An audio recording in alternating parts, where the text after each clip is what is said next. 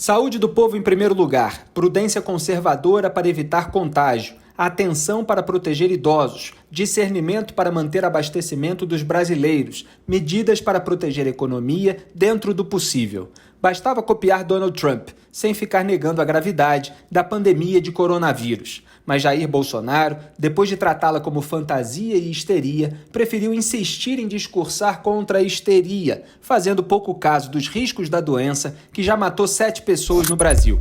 Agora a Itália é uma cidade, é um país parecido com o bairro de Copacabana, onde cada apartamento tem um velhinho ou um casal de velhinhos. Então são muito mais sensíveis, morre mais gente. E por exemplo, tem a segunda morte agora, você vai ver, causa morte.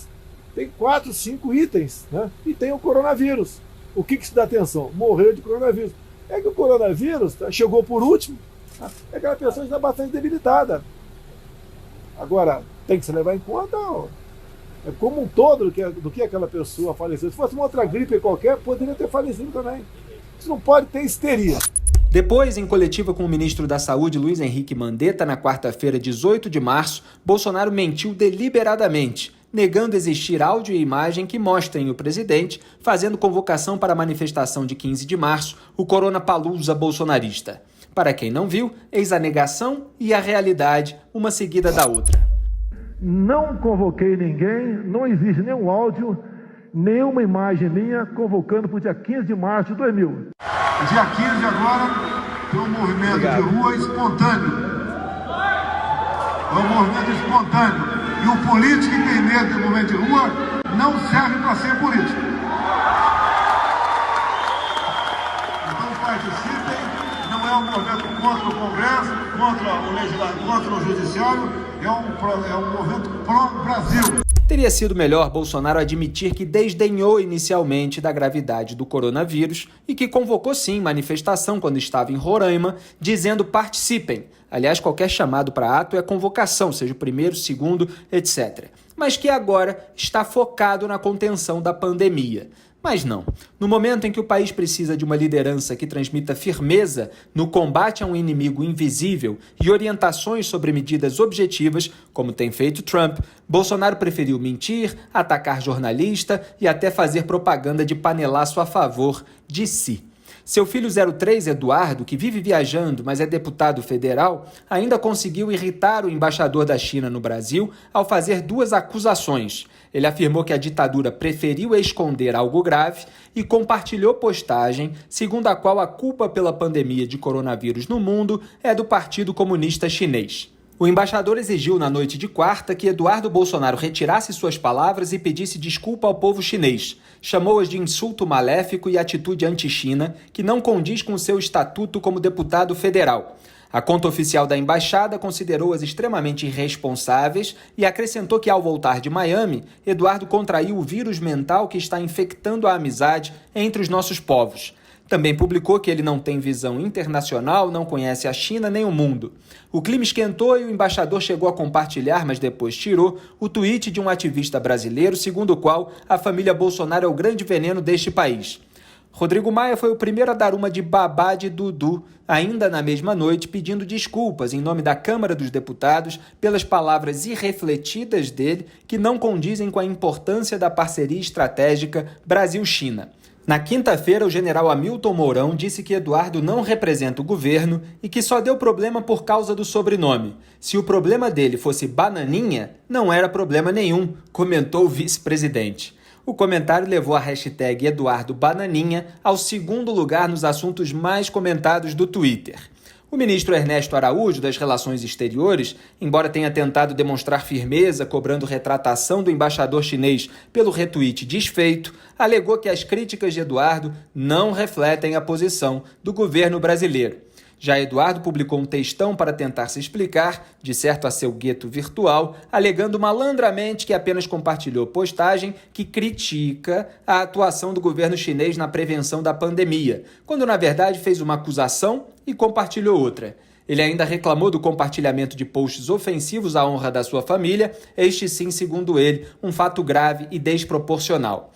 Como se não bastasse criar uma tensão com o maior parceiro comercial do Brasil, que puxou o resultado do superávit brasileiro de 2019 com um saldo de mais de 20 bilhões de dólares, o bolsonarismo não aceita que ataques perpetrados sem qualquer comprovação de intenção deliberada e culpa do alvo possam gerar reações duras. Claro que a embaixada da China não se deu por satisfeita. Chamou as palavras de Eduardo de absurdas, preconceituosas, irresponsáveis e aconselhou buscar informações científicas em fontes sérias como a Organização Mundial da Saúde.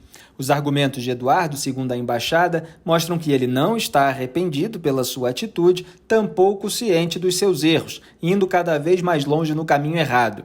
Ela recomendou uma guinada rápida, ressaltando que quem insiste em atacar e humilhar o povo chinês acaba sempre dando um tiro no seu próprio pé. Apontou que Eduardo, em vez de contribuir com o governo do pai no combate ao coronavírus, tem gastado muito tempo e energia para atacar deliberadamente a China e espalhar boatos. E questionou se Eduardo está cumprindo seus deveres. Isso nós podemos garantir que não, embora Ernesto Araújo não vá dizer.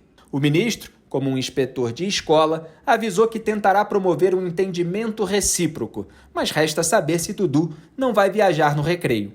Até o apoiador do governo, Chico Graziano, ligado à agricultura, disse que atacar a China é sintoma de imbecilidade e que essa beligerância por aqui está isolando o governo.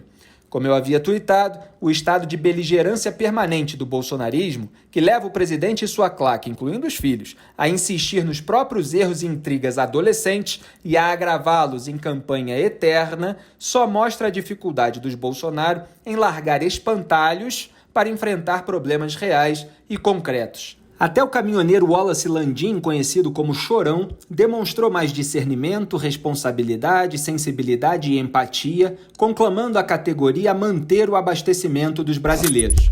Mais uma vez nós vamos provar para toda a população, para todo esse país, que nós somos realmente os heróis da estrada.